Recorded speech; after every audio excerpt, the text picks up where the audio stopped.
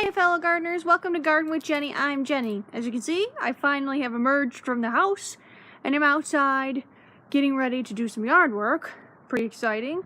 I wanted to give you a little bit of a tour of where we are, our yard and things, because this is completely new for us. I don't know a lot of these trees and shrubs in this yard, but we do have a pretty sweet looking Japanese maple that I can't wait for it to flower out and leaf out again, because it was really pretty when we first moved in, and I think it'll be really beautiful again this year. So it's a beautiful day. It's only like 53 right now. Ooh, the birds are chirping. That's so lovely. It's only like 53 right now. It's supposed to get up into the 60s today, which is super stellar. Good temperature for doing some leaf raking, because we have some debris left from fall that we didn't get, because we have a pretty large tree behind me, which I'm not sure what kind of tree it is. I'm surrounded by Japanese maple leaves at this moment because we're getting pretty close to the Japanese maple. It's in front of me, so I will show you that in a minute, along with the rest of the tour of the yard and some ideas that I got going in my head. I showed you that I had purchased some echinacea flower seeds that I'm going to sow pretty soon.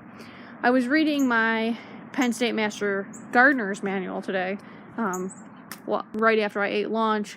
Was waiting for it to warm up a little bit more out here before I came out. And it actually says that Berks County, which is where we are,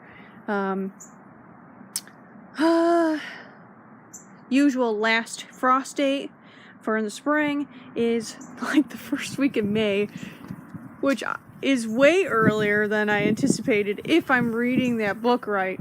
So I need to get going, which is so exciting because that means the season is bigger than what it is in Buffalo, and that's exciting. And I still need to find out our technical hardiness zone. But anyways, let me get you turned around so you can see this beautiful Japanese maple tree. There she is. Fabulous. Obviously right now she's got dead leaves. Well, yeah, dead leaves, because she went dormant during the fall, and you can see all the leaves that she littered in the yard. This guy stayed evergreen this winter. Like, he did not drop leaves at all. So there's some dieback. I wonder if that's, I'm not sure what that even is. I don't know. I don't know what any of these shrubs are. I think there's some Rose of Sharon in the back, but I have to wait until they leaf out and start to flower. Look at that. Now, I was just reading something. Nope, because what I was reading said it's deciduous. So that can't be what that is either. So I don't know what any of this stuff is. We got this cute little walkway here, and this gate, which stays closed. This is beautiful. Almost looks like a euonymus, but I thought are euonymus evergreen? I thought they were deciduous. I could be wrong. I don't know. Let's get a look at this. Look at this bud. Look at that. Beautiful. Look at it. It actually focused in. That's a really beautiful leaf. Pretty plant. I have to do some investigating on what plants we have, because most of it is shrubbery, and that's where my knowledge lacks, is in shrubbery. I gotta get this little fountain cleaned out so that our birdies can have a nice, beautiful bird bath there. Here it is again.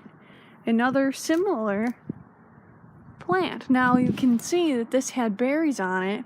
They were bright red berries. I don't know what this guy is, but this is pretty.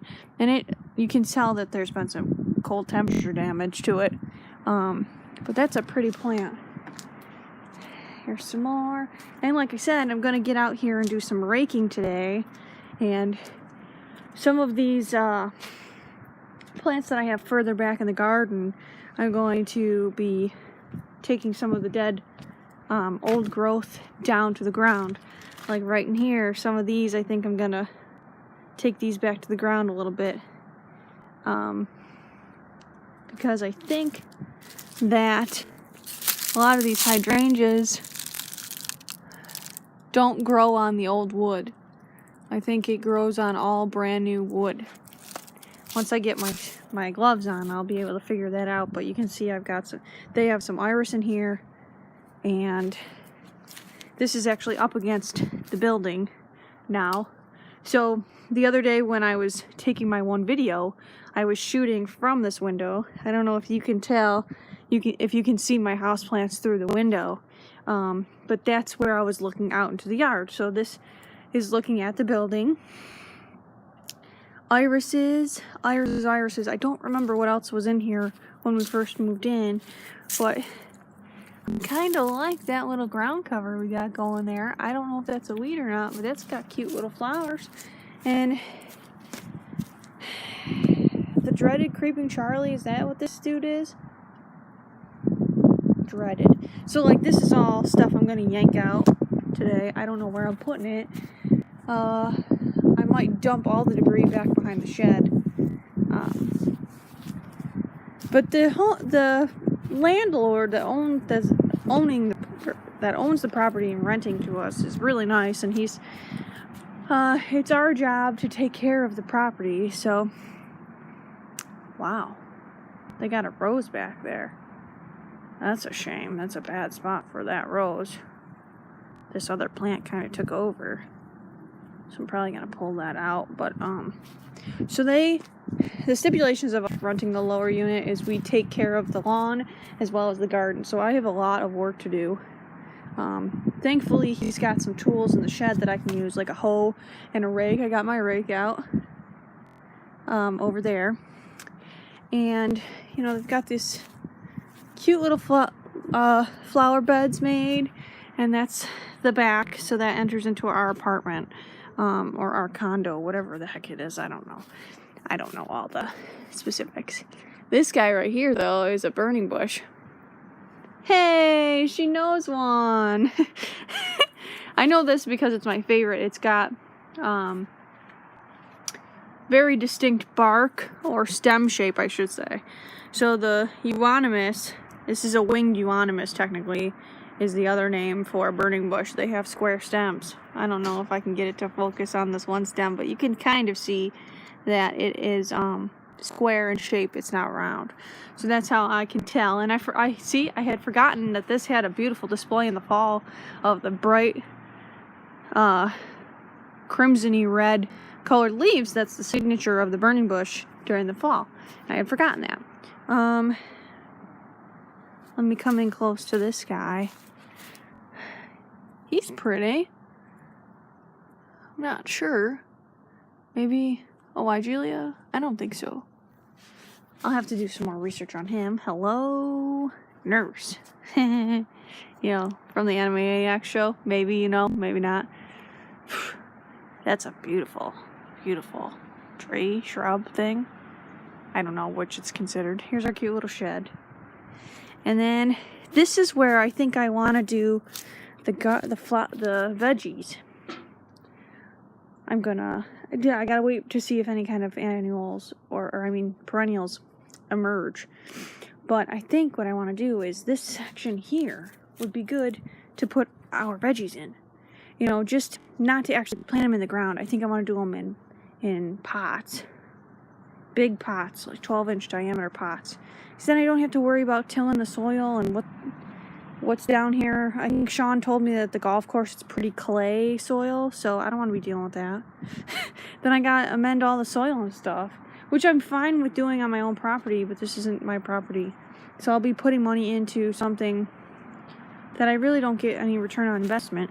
But I could also put this is kind of a shady area, and I feel like once this tree fills out, maybe it won't be such a good idea to put it here. Maybe just to put some pots in the grass, but so that they get some sun, because this has a pretty full landscape. They did not, I don't think they did any work in here before we moved in, not maintenance wise, so there's quite a bit of stuff going on back here.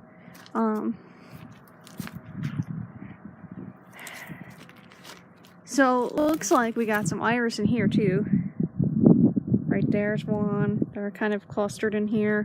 It's kind of hard for me to see the screen because it's so beautiful and bright out. And then I'm assuming they had some perennial grasses, or those are just crazy overgrown weeds. But I think this here was a perennial grass. And then they have more shrubbery in the back. What I would really have loved to do, like if this was my property, I would have introduced some perennials down into this area here, not just the iris, but like thrown in some coneflowers, maybe some blanket flower, and just to kind of give it something other than just the wooded texture. Wow. Pretty budding babies. Look at that. Cute little buds. I don't know what this guy is.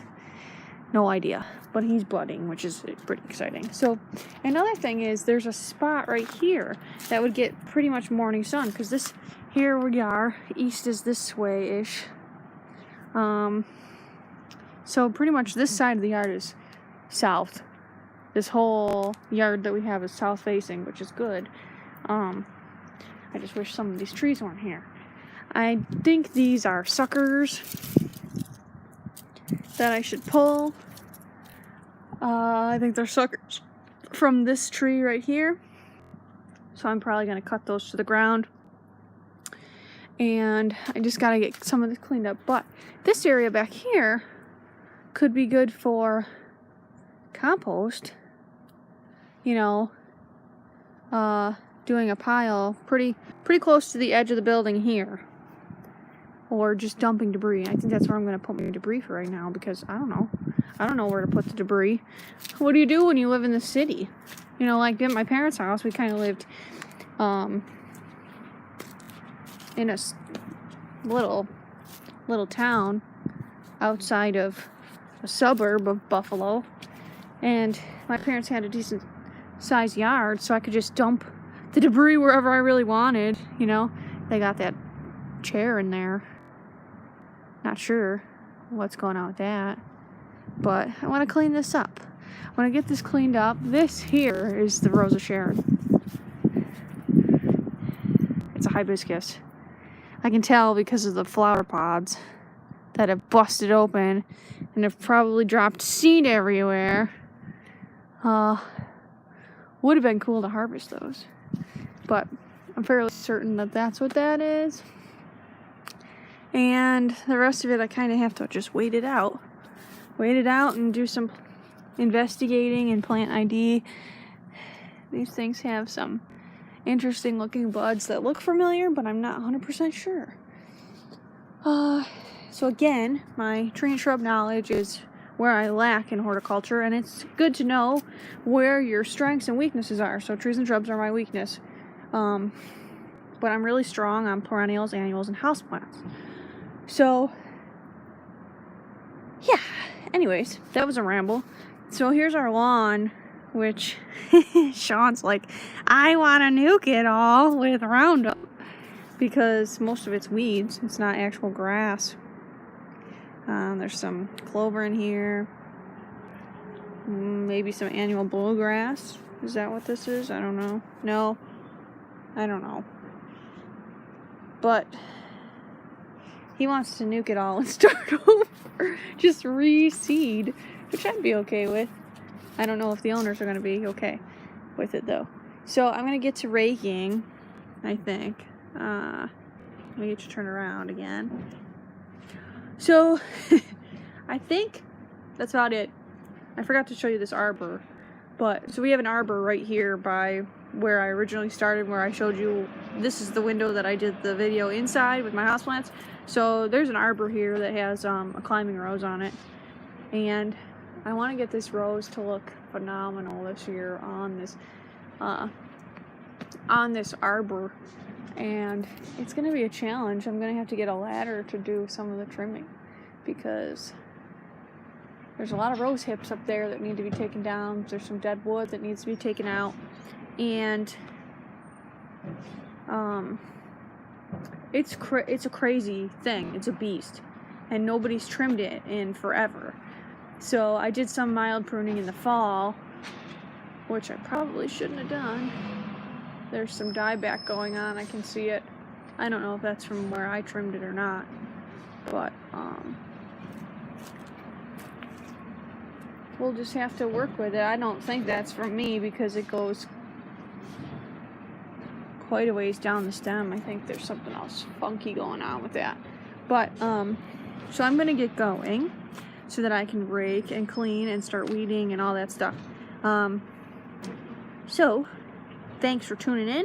Till next time, stay green, folks.